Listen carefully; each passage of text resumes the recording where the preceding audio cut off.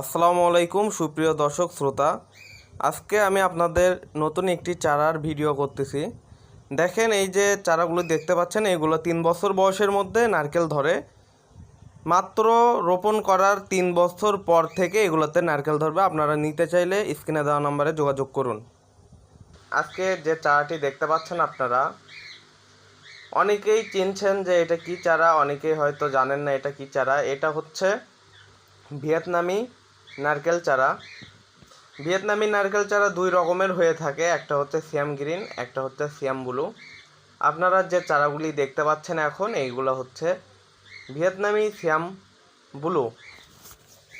আজকে এক ভাই অর্ডার করেছে, তাই বাগান থেকে চারা উঠানোর সময় একটি ভিডিও করলাম। আপনারা যদি এই চারাগুলো নিতে ইচ্ছুক থাকেন, স্ক্রিনে দেওয়া নাম্বারে যোগাযোগ করবেন।